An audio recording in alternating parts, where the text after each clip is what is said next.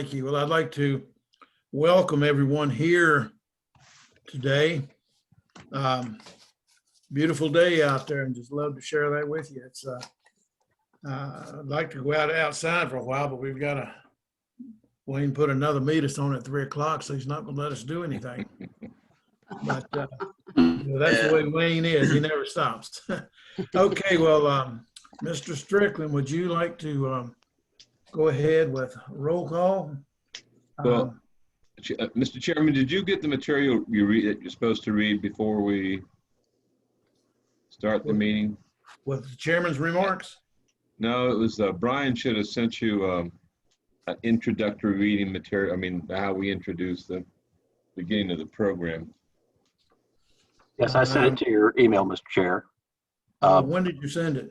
A couple hours ago. That's why. Okay. Is Yeah. that the legal requirement? Yes, sir, it is. Let me see if here I can get in here and get it. I'm sorry, I didn't check that this morning.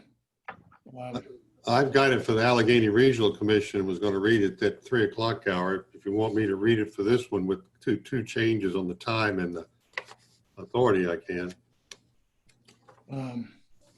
Oh, just a second here and let me, good gosh.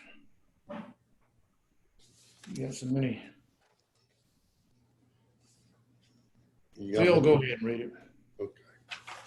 And Brian, correct me if I'm wrong when it's over.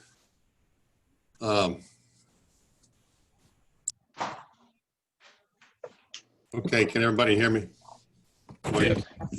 Yes. Pursuant to the City of Roanoke emergency ordinance adopted by the Roanoke Valley Transportation Planning Organization on April 23rd, 2020, and the 2020 Virginia General Assembly legislation H-29 enacted April 24th, 2020. The May meeting of the Roanoke Valley Transportation Planning Organization is being held virtually on Thursday, September 24th, 2020 at 1 p.m. via Zoom. Under the current state of emergency and until further notice, it has been deemed unsafe to assemble a quorum of a public body in one place. Any members of the public may view and participate in the meeting through electronic means. Meeting details are listed on the second page of the agenda. All materials made available to the members will be made available to the public at the same time by posting on the Roanoke Valley Transportation Planning Organization website. This meeting is being recorded as always. Due to the virtual nature, video and audio will be recorded and provided on the website in place of written minutes. When the state of emergency ends, draft minutes from all of the meetings held during this time will be ratified at the next in-person meeting. As a way of ensuring that our meeting goes smoothly, Brian Hill of the Roanoke Valley-Alleghany Regional Planner and Tim Poland Thomas of the Roanoke Valley-Alleghany Regional Commission Outreach and Communication Specialist will serve as the host and co-host for this meeting. All participants are asked to mute themselves to improve audio quality. If any voting commission member wishes to make a motion, second it, or comment on a motion, please unmute yourself and ask to be recognized by the chair, Billy Martin. Thank you. Thank you, Phil. Wayne, I still don't see that on here, but anyway, it's probably hid in there somewhere. All right, I apologize for overlooking that. We'll go ahead now if we could, and can we have a roll call of the voting members first and then the non-voting members and guests? Yes, sir. What I'll do is I'll call the voting members and I'll let Brian see who's here and can call the rest. Mr. Johnson. Here. Mr. Clinton. Here. Mr. Martin. Here, sir. Mr. Bestpitch. Mr. Cobb. Here. Mr. Fidgelowski. Here. Mr. North. Here. Mr. Radford. Here. Ms. Turk. Here. Mr. Jones. Mr. Lyles. Mr. Stovall. Mr. King, Mr. Price, Mr. Osborne, Mr. Summaker, Present. Lee Osborne's here. Had to find my mute button. I had that problem with one yesterday, Lee. that was the Mr. Osborne with the airport, regional airport. He's a voting member, so I guess he's not here. Sorry We have a about quorum, that. Mr. Chair. That's all right. We have a quorum, Mr. Chair. Thank you. Good morning, Steve and Lee. Well, good Brian, morning. Brian, do you want to let us know who else is with us today? Brian should have the list. Yes, let's see. We've got just coming on are Mr. Bestbitch and Mr. King. Okay, is that it, Mr. Strickland? Yes, sir, for the voting members. Okay, and who else do we have? Brian has that list, I believe. Oh, I'm sorry. In terms of the, Wayne, in terms of the non-voting, is that Yes, correct? yes. Let's see. Looks like we have, Excuse me. My name is Ken King. I'm from Let's Go. You probably called on me earlier and I did not respond affirmative, but I am now. Sorry for interrupting. Morning, Ken. let's see. It looks like we have Mr. Lee Osborne, Mr. Kaywood, Mr. Peters from Benton, and I believe that's all. Please, anyone feel free to correct me if I've overlooked any of the non-voting members. Well, we have Mr. Sexton, Mr. Crawford, Mr. Jameson, Ms. Cronise, then we have Mr. Osborne, and then we have staff members, Rachel Ruin, and Christina Finch, and I believe, and Mr. Wells. I believe that's it. This is Anita McMillan Yes, from the okay. town of Vinton. And Anita, sorry, Anita. Okay, good And morning. Mr. Chairman, this is Bill Bestford. Sorry I arrived just a little bit late. That's all right, sir. You had a few of them just right before you, so you're not all together late. We're fine, thank you. It's good to see you. Okay, no one else, then we'll go to approval of the consent agenda items. You can see that 4 items on there. Do we have any questions on the consent agenda or any problems with that from anyone? If not, do I hear a motion to approve? So moved. Okay. Do I hear a second? Second. Okay, we have a motion and a second to, I'll Mr. second that. Mr. Chairman, sorry. this is Mr. Sexton, if you want to comment on the motion. I have a, okay. I thought I had done that. Is there any questions on the consent agenda on the motion? Mr. Chairman, this is Mr. Sexton. I have a question, and it might just be clarification for staff. Yes, sir. I noticed on number D for the endorsement of a smart scale application, the cost of the application and one of the whereases has the cost of the application is incorrect, and one of the route numbers in the whereas clause is incorrect as well. Okay. Mr. Sexton, if you'd like to provide that too, we can adjust that with the correct amounts. Would you like me to provide it now, Brian? Please, if you don't mind. Sure. The cost of the application is $7.6 million, not 21 million. Although if VDOT wants to give me 21 million, I'd love it. And it would be believe the last whereas you have US 220 listed instead of US 460 listed.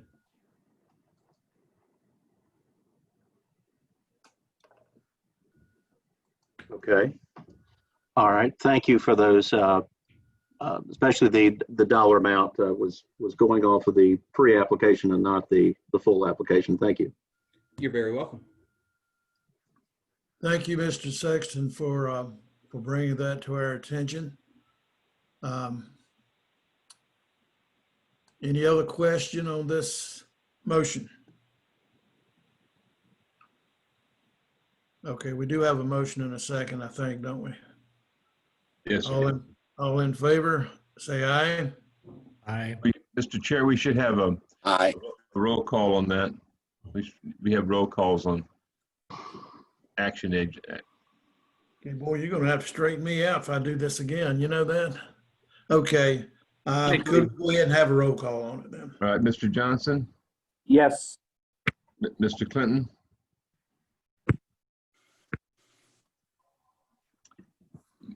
Mr. Clinton, Mr. Martin, Yes, sir. Mr. Bestfitch, Aye. Mr. Cobb, Aye. Mr. Fidgelowski, Aye. Mr. North, Yes. Mr. Radford, Yes. Ms. Turk, Yes.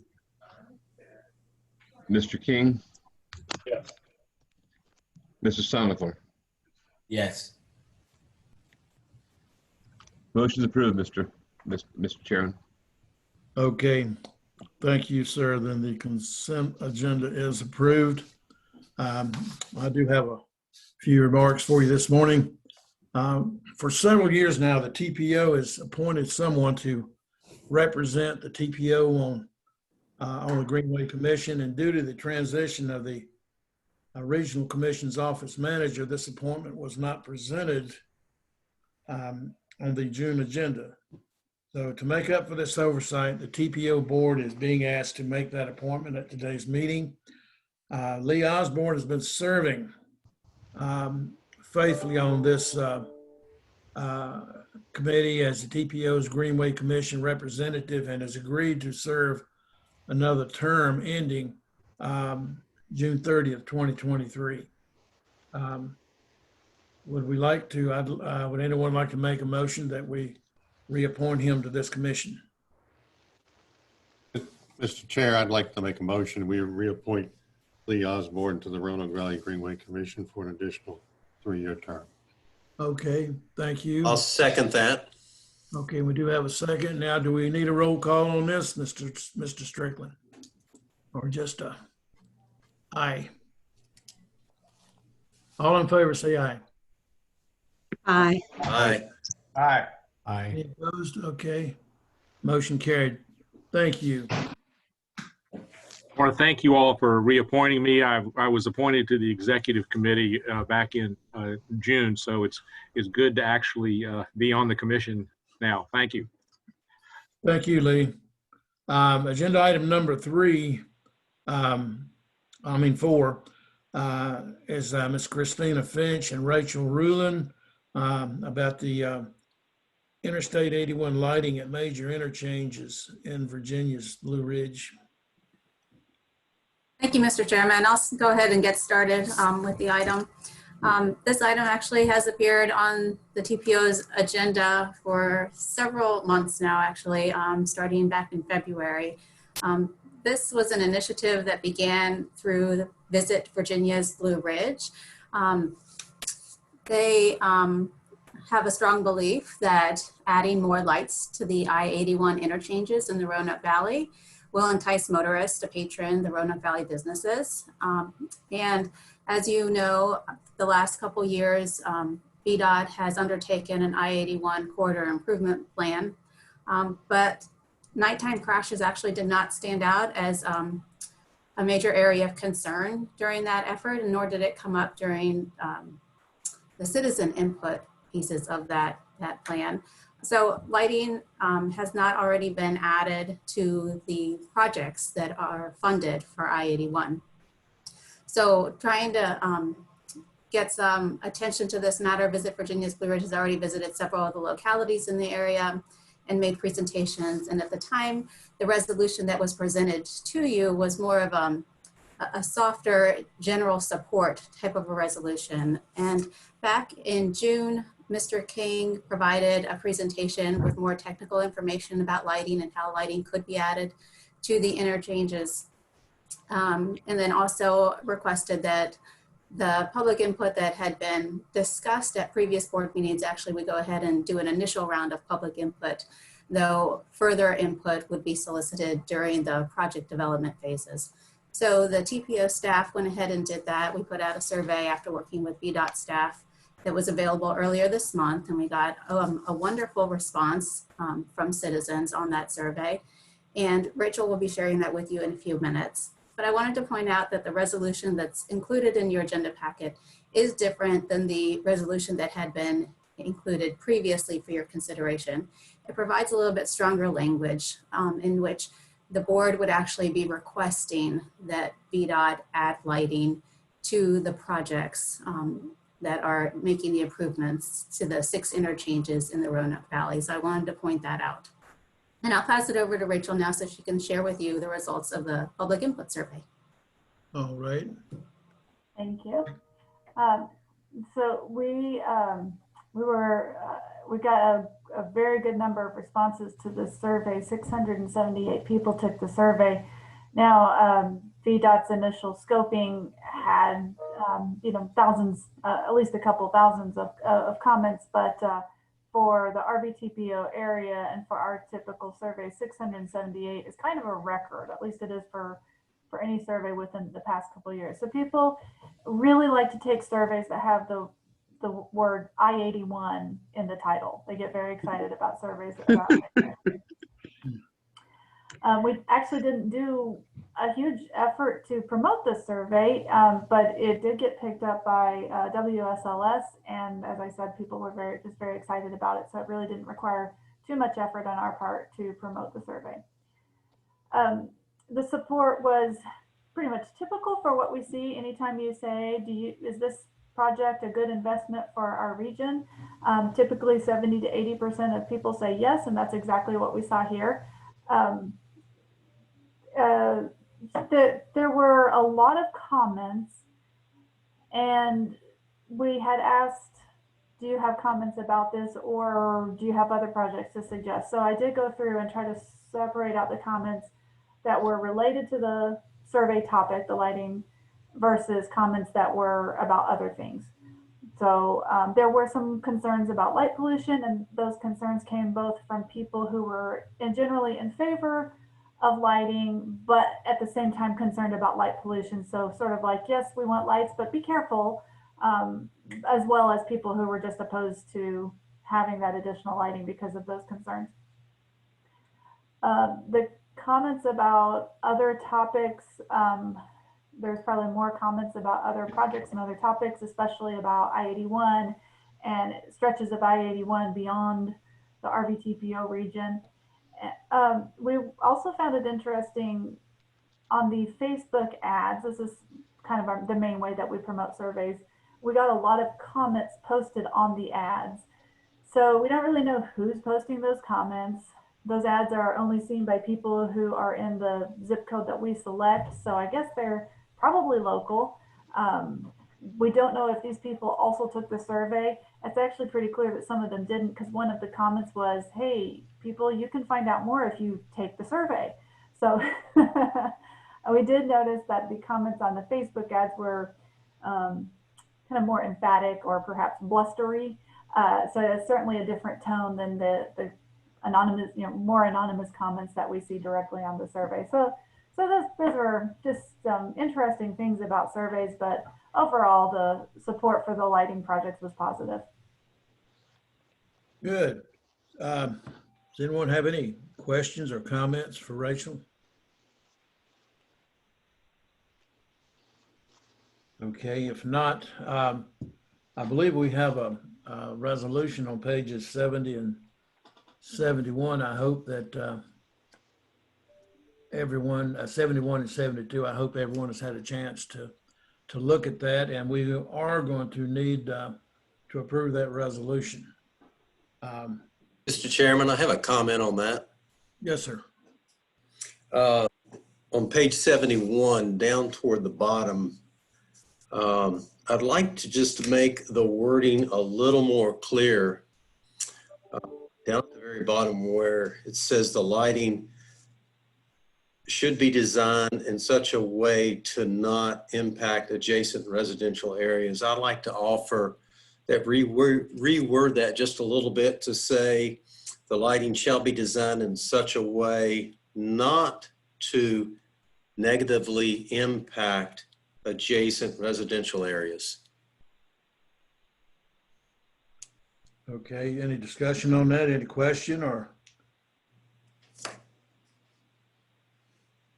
Chairman, I think that's a good wording. I was actually zeroed in on the same wording. You know, to not impact in any way is it's kind of hard to achieve if you're going to be adjacent to some lighting. I mean, it could indeed change some level of lighting. I was going to offer up to minimize impacts, but I think that not negatively impact. I think that achieves the same goal, the same objective. Our goal will be to design this thing with minimal, and certainly we would not want to have anything that would be viewed as detriment to the adjoining residential properties. It's important to know, again, to reiterate, these are your typical city, street, overhead type scale lights. So there should be at least some degree of ability to target that light toward the roadway and minimize any kind of light shed back to adjacent residential areas. But I think the amendment is well stated, and I would second that. Okay, any other question on that before we take a vote? Okay, do I have a motion from anyone to approve this resolution with the changes that we've just discussed? Mr. Chairman, I make a motion that we approve the resolution with the changes as pointed out by Mr. Radford. All right, sir. I second that. Renee from Salem. Okay, Mayor Turk, thank you. Any question on the motion? Okay, if there's no question on the motion, all in favor, say aye. Aye. Aye. Aye. Okay, any opposes? Motion Wayne's carries. trying to tell us something. Hang on. Wayne, unmute. Don't tell me Yeah, I've got to have a roll call again. Yes. We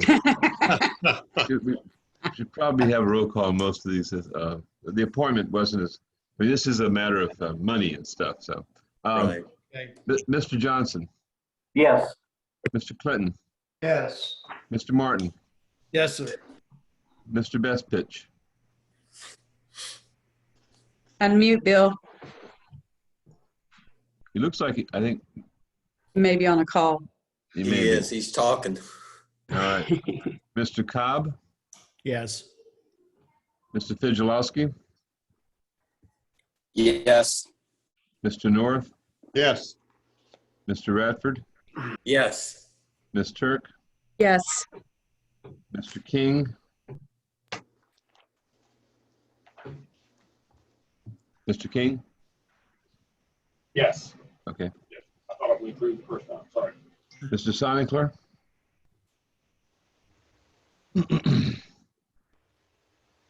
Mr. Soninkler. I'm not sure where Mr. Soninkler is. All right. We have the resolution passes, Mr. Chairman. Okay, thank you, Mr. Strickland. I appreciate that. The next agenda item is agenda item number 5.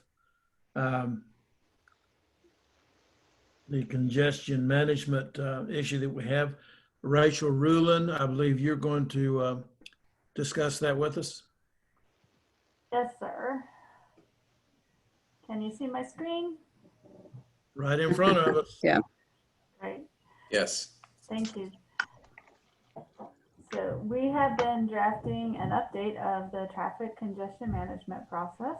If I can get my slide to advance. There we go. Our first congestion management process was adopted in 2014, and a couple years ago we conducted a thorough review asking, is this compliant with federal requirements? And the answer was mostly yes. And is it internally compliant? Are we doing what we said we were going to do? And it was less clear. So in this update, we filled in those gaps so we are compliant with federal requirements. And we made it less aspirational and more concrete, so it's easier to determine what we say we're going to do. We've introduced 2 new areas. Land use is completely new, and freight was present in the last one, but not a lot, so we've enhanced that. There's 7 sections, and I'll go through each of these briefly. Our overall message is that we do not have much severe traffic congestion, and we would like to keep it that way. And that's in the introduction, as is a table that lays out the 8 actions identified by the Federal Highway Administration for congestion management. And it tells you what section each of those can be found in. So it's really easy to tell that this is compliant with federal legislation. Something new I have added since the draft that you all have seen is a section on the progress that we've made since 2014. This is a little bit of that, a map. We've also done a lot more than what's on this map, such as the greenway system has been expanded considerably. The bus system has had some changes that were part of the recommendations in the 2014 congestion management process. And this is some of the projects that have been completed and some that are underway. The next section defines congestion and the metric that we use to measure congestion, which is the planning time index. A planning time index of 3 means that during peak hours, during rush hour traffic, you might need to allow 30 minutes for what is normally a 10-minute trip. And that's sort of a typical threshold is 3 during peak hours and 2.5 during off-peak hours. This is the congestion network. And the bright green roads on this map are all of the roads for which we have planning time index data. That planning time index data comes from, it's derived from GPS equipped vehicles and vehicles that have some kind of geolocator device like a smartphone, for example, running a navigation app. All that data is collected, it's bought and sold and traded. Ultimately, it's, I use a tool called Probe Data Analytics Suite, which we have access to via VDOT. And this tool turns it into something that I can comprehend, the planning time index. So overlaid on the bright green roads is the dark green lines, which is the top 10 areas of emphasis from the 2014 congestion management process. That was before they had this kind of data. We got a lot of input into this document. We had a workshop almost a year ago, last November, with focus groups. A lot of locality staff attended this workshop. We did a survey that got over 300 responses, and we did phone interviews of some people involved in freight movement, such as Lawrence Trucking. So here's an example of some of the input we received through the survey. Participants could drag and drop a dot on this map to show where they experienced a traffic delay. And we asked several questions, but one of the questions that I thought was, we got some kind of interesting answers here. We asked people, ideally an infrastructure project would achieve several of our transportation goals all at once, but sometimes tough choices have to be made. So if we had to make a choice, does the participant think we should prioritize traffic flow or one of these other goals? And people prioritized, so they would prioritize environment and safety over traffic flow. Access would be about equal, and they would prioritize traffic flow over economy. So that was kind of interesting. We took the top 10 areas of emphasis from the 2014 congestion management process, and we looked at the planning time index for each of those. And we found that 5 of them, Orange Avenue, Route 419 US 220, and Main Street, did have some traffic congestion by using this metric of PTI over 3 at peak hours. Sorry, that was 3 of them. The other 2 was Elm Avenue and Exit 150, which which came off the list because during the workshop, locality staff told us that, well, there's been some pretty big projects at those two locations. We're not likely to be prioritizing any more big projects at those two locations, so this probably should come off the list. We added Interstate 81, which was not a top 10 area of emphasis because it is, of course, a critical corridor and it does experience some of the traffic congestion. We also kept Gus Nix, Washington on the list because Gus Nix is not on the congestion network, meaning we don't have planning time index data available for it. So we don't know if Gus Nix is above or below that threshold. So we did keep it on the list and ended up with these 5 priority corridors. And the yellow lines are from the public input. So these are corridors of concern, and the yellow stars are intersections of concern. Overlaid on that is the VTrans congestion needs. The VTrans is the statewide transportation plan, and these blue lines show VTrans needs are used to determine smart scale eligibility. So there's some good agreement between the VTrans needs and what we have identified as priority corridors. So our objectives speak back to our overall sort of message. We want to keep it that way. We want to keep those acceptable driving times. And we will do this primarily through land use and development practices, so kind of more of a long-term effects there, and also through the more traditional, transportation demand management and alternative transportation options. The strategy is really the meat of the plan, and I'm going to just brush over this because there's just too much in here to go into that. But it reflects the land use and development, these alternatives to driving alone, but also with some road operation efficiency. And the last section is the evaluation. We propose an annual report where we talk, we can discuss, well, here's what we tried, here's what we need to do, we need to change. So we're not tied to this document. We justify why we need to change what we're doing. We can use this as an opportunity to showcase strategies and identify missed opportunities, to assess how well did the strategies work. And here's an example for, I just sort of created this methodology. So I don't know that this is the methodology we would use, but you could see that Elm Avenue before and after the interchange project, the planning time index, as sort of converted by me for all these different factors, it got much, much better. And then after, there was some signal timing adjustment that I could do some before and after, and that also improved its operations. And then this report would balance goals. I have been incorporating suggestions from the technical committee into the draft that you're looking at. Does not have those suggestions incorporated. I've been working on that over the past week. We do hope for a very quick turnaround on this. So please send me your comments by September 30th if possible, or if you need more time, please let us know. And we hope that it will be ready for it to be adopted next month. Great. Does anyone have any questions or concerns with this, or any comments you would like to make for the group or to Rachel?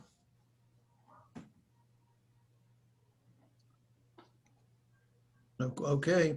Well, Rachel, thank you for that presentation. That was a good report, and we appreciate that. Next is agenda item number 6, update on the development of the 2045 long-range plan and related efforts. And I believe Christina Finch and Eddie Wills will be making that presentation. Yes, sir. I'll begin the presentation. Okay. All right, thank you. For those members who may be new to long-range transportation planning, the main product that the RVTPO produces is the Constrained Long-Range Multimodal Transportation Plan. It's a document that we update in full every 5 years and amend as needed in the years in between. And we have the privilege of having 5 years to adopt this document because we have clean air compared to other large regions in the country.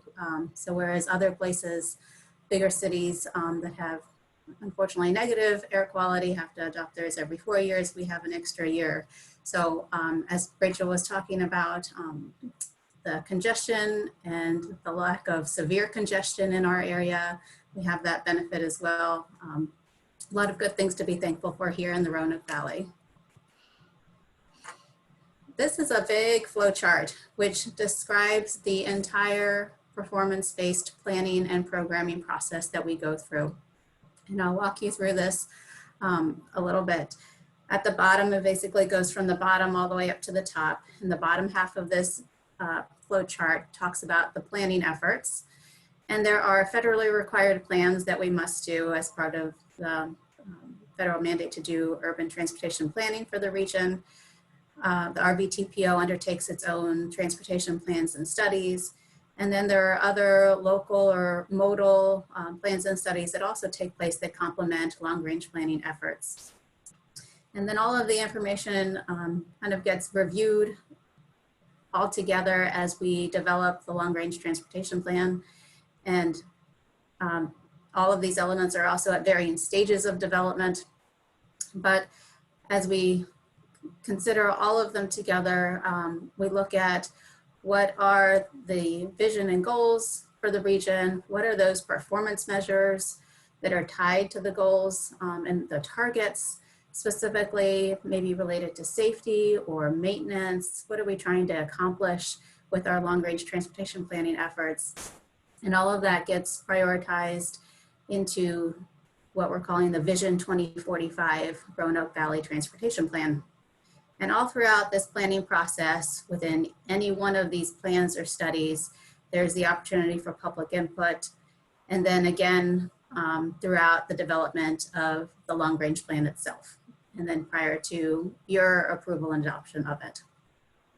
From there, we go into the programming components, and there are many different sources of funding that go into paying for transportation improvements, whether those improvements are for driving, walking, biking, or providing public transportation services. So using the long-range plan as a guide on what are those priorities that we want to be seeking funding for, all of the stakeholders will then pursue as the relevant funding sources for the projects. And then those get approved either within that funding source, but ultimately through the Commonwealth Transportation Board's 6-year improvement program. And then as a last stamp of approval, it comes back to this body to say, yes, we really do want to make that improvement happen in our region, and that gets approved in the Transportation Improvement Program. So we're right now in the process of developing the Vision 2045 plan, and there are items that are highlighted in yellow at the bottom of your screen because this is an ongoing, continuous, comprehensive, collaborative process. And so something is always moving. And this fiscal year, we'll also be updating the TPO's public participation plan that was last approved a couple years ago. And it was stated at that time that we look at making tweaks to our public engagement efforts, not necessarily a full update of the plan, but just making some improvements. So we'll be doing that. And then Rachel just gave you the update on where we are with the congestion management process, which has been in the works for a couple years as well. She'll also be working on updating the 2012 bikeway plan later this year, and that'll probably take a couple years as well. And then the board had requested that we look to update the regional study on transportation project prioritization for economic development and growth, otherwise known as the TED study. And we will be working on that this year, and Eddie in just a little bit will be able to share a little bit more information about that. And so this was just that snapshot so you can see how these TPO elements are feeding into consideration as part of the long-range plan. And so as you know, there are federal requirements that we consider as we conduct our long-range planning efforts. And I'm not going to read all of these items to you, but I just want to make you aware that we have specific guidance from the federal government on what they expect we consider and undertake as part of this effort. A few years ago, the policy board approved this framework for prioritization, and really it guides our efforts, starting with the identification of, well, what even are the problems that we need to be addressing in the region? And that identification can either come from data, as Rachel was describing for congestion. It can also come from citizen input, which we get on all of our planning efforts. And then we move into a prioritization of, well, some needs or problems are more important to address than others. And one locality may feel strongly about a specific problem in their locality, which may not rise to the top for other stakeholders in the region. And so that's where the discussion and prioritization process gets a little bit tricky. And that's one area that we're hoping to hire a consultant to help us through that prioritization process this year. That is also an area that the Federal Highway Administration and Federal Transit Administration, when they did the federal certification review this year, was an area that they wanted to see some improvement. So we'll be looking to hire a consultant to help us with that specifically. And then from there, moving into, well, there are many ways to solve a problem. What are those priority strategies, preferred solutions to address the most important problems in our region? And then moving on from there, we ultimately get to specific projects. So those projects that will best meet the most important problems or even aspirations for our region. And then be able to help guide those funding applications as we move into the programming elements. And then lastly, the alignment review, which is part of that continuous process. How well are we doing? Did we invest in the right things? Did we meet the goals that we had set out 5 years before, 10 years before? And then just keep trying to improve what we're doing and how we're doing it. So looking at this Vision 2045 schedule, starting now, we've been going through just an information gathering on the past and the current, and then moving into identifying current and perceived future needs. So that will primarily take place via a public input survey that we've been developing that will go out in about a week or two. And we'll have that open for about a month so that we can try to get a lot of input from all around the region. And I do want to mention that this effort is also being coordinated with the rural long range plan effort. We're doing both concurrently. A couple of our localities cover both urban and rural areas, and it's been since 2011 that the rural long range plan was updated. So we thought it would be helpful to do both plans concurrently. Moving on to later this year, we'll be looking at where have we been and where are we today. So how have we done on accomplishing the goals that we've set out in the past? And what are the problems that folks are saying are problems today, as well as what have we seen from the data? Then moving into the early 2021, we'll be setting the vision and goals for the state of transportation in 2045. Those may be very similar to the Vision 2040 vision and goals, or they may be slightly different. Then looking into defining factors to consider as we work towards accomplishing the region's vision. And then confirming our objectives and performance measures and those targets. What are we aiming to accomplish later in the spring? Finally, in that last row, looking at exploring solutions to meet the problems of today and preparing for the needs of the future. Then evaluating those solutions and choosing preferred projects.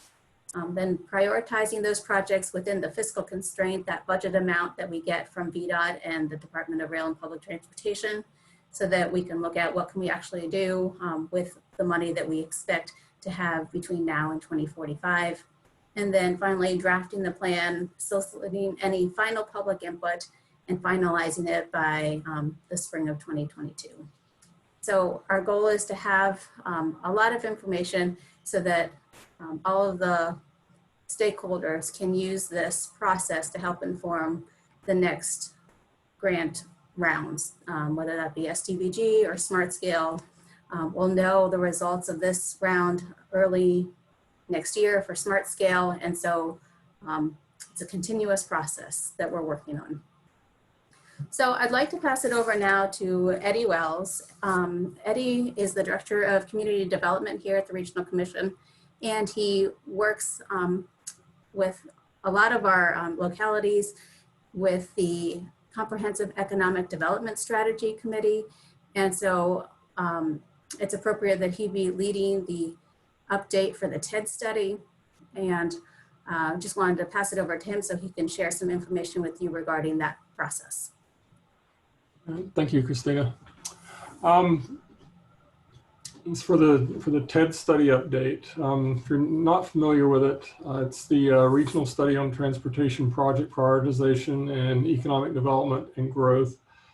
TED study is much shorter and easier to say. It was adopted, I guess, in April of 2018. So far, many of the projects have been funded. The study had listed a series of not only local but regional transportation projects that the TPO wanted to pursue. This year, the policy board had requested that we get the, I guess, reconvene the study committee and update the entire TED study. They also asked that we utilize the TTC to select the projects. So we've tried to come up with I guess, the steps in the process in order to do that. Next slide. We're looking at getting more economic development and business participants this time around. For those of you that participated in the TED study the previous time, you'll remember that we had a couple of consultants on board. We had our staff working on it. There were a lot of people on the, I guess, the locality's sort of administrative side of local government that was involved, not so much with our local economic developers. We're trying to remedy that this time.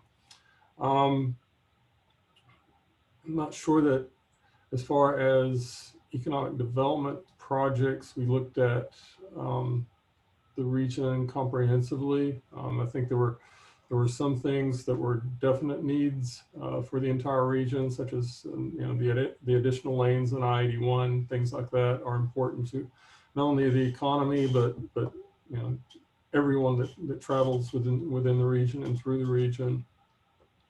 The last TED study, I think a lot of us went into it with projects already in mind for what we wanted to have listed. That's fine if you've got a backlog of projects that need to be done. I think we've addressed a lot of those. And this time we're really looking for some fresher input from the business community and the local economic developers. Next slide. So our process this time, first step, identifying priority economic development needs and problems. Needs and problems aren't necessarily individual projects. We're not expecting, we're going to do a survey of the businesses. We're going to meet with a committee. We're really not looking for them to say, the 300 block of Main Street needs X, Y, and Z done to it. We're looking more for larger problems that the businesses in the region have related to congestion, the network, transit services, anything that they think of that their business needs to continue to thrive or expand in the region. Second step, identifying strategies and solutions to address those needs. Going to try to get the committee to at least, prioritize the needs that they identify before sending those to the TTC members, with the feeling that the TTC is better equipped and has better knowledge, better skill set, experience to come up with solutions to the problems that the businesses identify. Third step, identify the priority projects to best address those needs. That will also go to Transportation Technical Committee. Again, they're sort of better suited to prioritize individual projects that need funding. We probably have a better idea of what's feasible, what isn't, more experienced in the design work for transportation planning and also for the financing and implementation of the projects. Next slide. TED study update schedule. Right now in September, we're in the process of establishing the Economic Development Committee. We have responses from, I believe, all of the local governments, economic development staff. There's at least someone coming from each locality. That includes Montgomery County and Bedford County, since they are part of the TPO. We've also invited all the local chambers to send a representative. We've invited representatives from the business community. We've invited regional organizations such as the Regional Partnership, Visit Virginia's Blue Ridge, to participate in it, since they are involved in economic development. We'd like to have their input. Once we get the committee established, there's going to be a business survey going out probably, like Christina said, in a couple of weeks. We're going to let the committee have a review of that study before it's sent out. When we get those surveys back in December, we'll report back to the Policy Board and the Economic Development Committee and the TTC on those needs. We'll probably give a brief update to the SEDS Committee also. Winter of 2021, the TTC will be asked to identify transportation projects that meet those needs that were identified by the Economic Development Committee. Again, looking at what we hope will be more specific projects that can be submitted to BDOT for future funding. Spring of 2021, we'll be working on drafting the study document. We'll be doing that in parallel with, we'll also be updating the SEDS document at that time. So hopefully those two documents will build on one another, since we are including transportation projects in the SEDS document now. Then by 2021, the end of our fiscal year, we hope to have something ready for the Policy Board to approve. So next slide. Is there a next slide? Relationship to the long range plan. This is one of the things we've talked a lot about, at least with the staff in the office. I think last time the TED study priority list sort of took over the region's transportation planning priorities. This time, I think the TED study is going to feed into the long range plan, whereas the long range plan will really determine what the region's transportation project priorities are. This time, the economic development part of it is just going to be one step in putting together that regional long range plan. Next slide. Another slide. Is that it? I guess that's the last slide.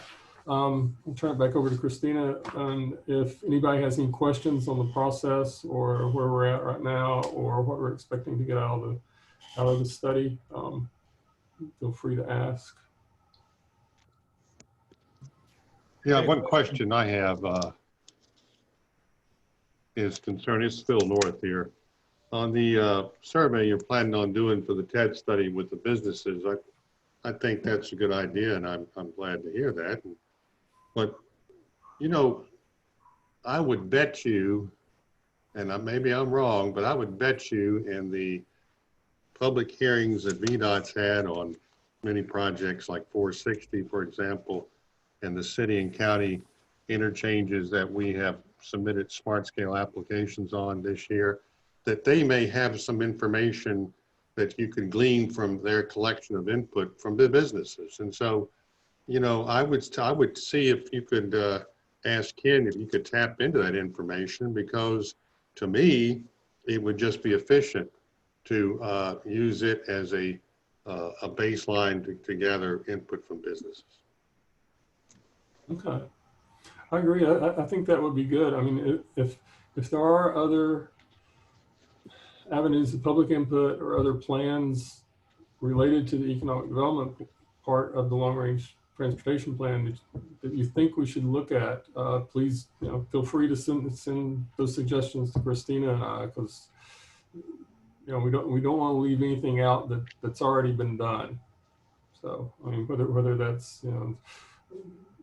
Salem's downtown plan or something that Botetourt's done and related to 220, or something that Vinton's working on right now. Yeah, all of that would be good to have as backup data. Okay, any more questions for Brian or Christina? Christina, do you have any other comments that you'd like to make? No, Mr. Chair, I don't, but if anyone thinks of anything, after today's meeting, feel free to contact me or Eddie. Thank you. Okay, thank you. Okay, is there any other business that needs to come before the board today? Any comments, suggestions, ideas? Okay. Well, I believe that's going to end the meeting unless any of you have any comments. If not, I'll take a motion to adjourn. Mr. Chair, just one comment. Mr. King may correct me on this because I was late getting to the CTB meeting online recently where Mr. Smoot and Mr. Donahue and the Secretary of Transportation, Shannon Valentine, presided. One item I picked up on, and I missed Mr. Donahue's presentation, which was unfortunate, but Mr. Smoot asked Mr. Donahue, Mr. Smoot is our representative here in this area for Commonwealth Transportation Board, which is the CTB. He asked if any of the budget considerations that the Assembly is going through now would impact I-81 funding. And Mr. Donahue indicated that he didn't think so because the revenue stream to support the projects from 81 seems to be coming in stronger than what was budgeted. And if I heard them correctly, that's a good note, and I wanted to share that. And I would just ask Mr. King, is anything you want to add to that, or was I hearing things that day? No, Mr. North. Unfortunately, I actually was unable to observe the entire meeting, so I may have missed that specific reference between Dr. Smoot. I haven't talked to him since the meeting, but I do know that what I have heard is that I'm not sure that the revenues are coming in higher, but I know that I've heard that they're coming in higher than we had first projected and had some concerns. So, and that's not only for 81, but pretty broadly across the transportation funding streams. They're down, but they're not down as bad as we had feared they could potentially be. And so right now we're not anticipating a large swing in those numbers or resources. Of course, the big still unaddressed issue is we have not the I-81 committee has not taken up the bonding related issue, and that's probably the next big financial discussion. And I wouldn't expect them to do much with that until the results of this last quarter are kind of assessed by the financial planners and the like, and then I anticipate there to be an I-81 committee meeting and shortly after the close of the session is what I would anticipate. Thank you. Mr. North or Ken, there was an article in the paper up in the northern part of our district talking about the reduction in revenue, and they said there's a massive $870 million shortfall, including $120 million for the fiscal year just ended and $750 million projected for the 2-year upcoming. And in the $850 million has already been approved by the state. And they said, the question I guess this article was addressing, if transportation projects aren't to sputter to a complete halt, something has to be done. That was the question. And they said that and the governor made that comment the other day that Northern has introduced a budget amendment that would give the CTB the authority to shift project priorities. Under the amendment that the governor's proposing, available funds would go toward projects that are shovel ready regardless of where they previously landed on the priority list. So I thought that was kind of an interesting way to look at how we're going to pay for projects, but I guess it makes sense if you're ready to go and you can build it and you have the money. I guess you take care of what you have. Yeah, I could add some additional comment to that. So a year ago, we were wringing our hands and really kind of worried about what was really a pretty large and growing cash balance of funds that predominantly are in the revenue sharing and projects of that type that are oftentimes, there's an application and there's an award or a grant of some funds, but oftentimes a locality is trying to assemble additional funds over a period of years, 2 or 3 years. And so there's a large cash balance there that's not yet ready to move forward in some of these programs because there's still an effort going on locally to pull together the funds necessary to advance the project. And so that large cash balance of projects that do not have currently a development schedule or an implementation schedule that's going to be drawing down that cash, say over the next 12 months, for instance, that's the cash balance that's being talked about to be able to make, rather than have that money set there and unused, if it's not going to be used, then the plan is to pull from that resource to keep projects moving with no impact. And then the funds that are coming from a future allocation to that shovel-ready project right now, instead of it funding that project, say in the next fiscal, those funds will go in to reimburse the cash flow or the cash that was pulled. So that is, and I think that's probably a really important point that I should have made, and I'm glad, Wayne, that you brought that out, that is right now anticipated that the General Assembly will support, and indications are we're going to get that flexibility to pull from that cash balance, and that's what makes my comments actually accurate. Without that ability, it becomes really difficult, but it is anticipated that we will have that availability. So this problem we had last year of this growing cash balance ended up being quite a bit of a blessing in disguise. Thank you. Thank you. Yeah, good points. Good. Any other comments? Okay, if not, then I'll entertain a motion to adjourn. Motion to adjourn. Do I hear a second? Second. Motion and second to adjourn. All in favor, say aye. Aye. Good. Aye. Seeing all of you, might see some of you on a regional commission meeting in a few minutes, but Yes, sir. thank you for being on board today and for your commitment and your faithfulness on this committee. We appreciate that. And thank you so much. Thank you, Billy. Aye. Glad you didn't have to do a roll call vote for the adjourning of the meeting. Wait a minute. Wayne hadn't said, when you got something you want to say, Wayne? No, I'm going to put on the note. I'm going to write Billy a note and everything has to have a roll call from now on. I'm gonna get a list from him before the next meeting. You need to give Billy a special chairman's agenda with red highlights on when he has to call the roll. Leave me alone, Phil. I do that. Okay. Well, Bye.